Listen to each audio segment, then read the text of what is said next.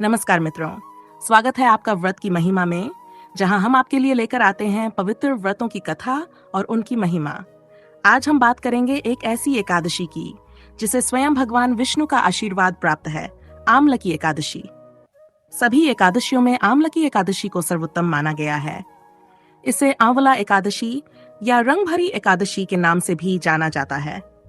इस दिन भगवान विष्णु के साथ आंवले के वृक्ष की पूजा का विशेष महत्व होता है, क्योंकि आंवले का पेड़ स्वयं भगवान विष्णु को अत्यंत प्रिय है।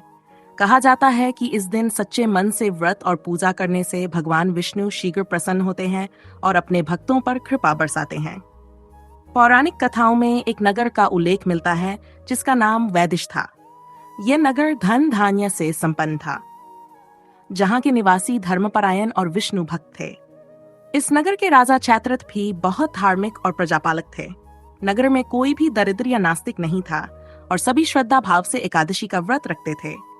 फाल्गुन मास में जब आमलकी एकादशी आई, तब पूरे नगर में भक्ति भाव से व्रत और पूजन का आयोजन हुआ। राजा और नगरवासी सभी मंदिर में एकत्र हुए, आंवले के वृक्ष की पूजा की और पूरी रात जागरण किया। उसी रात एक बहेलिया मंदिर में आया। वह घोर पापी था, लेकिन उस रात उसे बहुत भूख और प्यास लगी थी। वह चुपचाप मंदिर के एक कोने में बैठ गया और जागरण देखने लगा। विष्णु भगवान के भजन सुनता रहा और कथा का श्रवण करता रहा।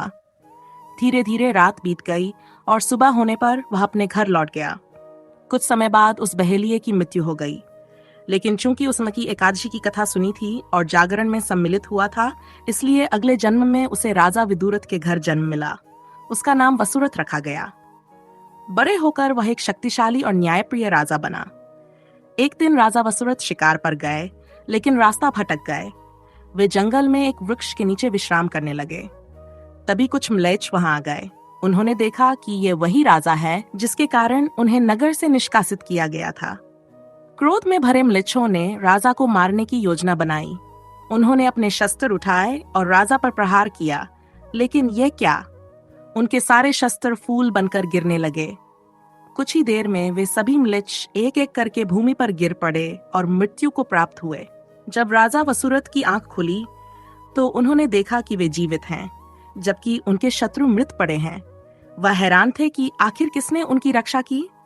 तभी आकाशवाणी हुई, हे राजन, ये सब भगवान विष्णु की कृपा है। तुम्हारे पिछले जन्म में सुनी गई आमलकी एकादशी की कथा और जागरण का ही फल है कि आज तुम संकट से मुक्त हुए हो। राजा वसुरथ ये सुनकर भाव विभोर हो गए। वे अपने नगर लौटे और जीवन भर धर्म और भक्ति के मार्ग पर चलते रहे।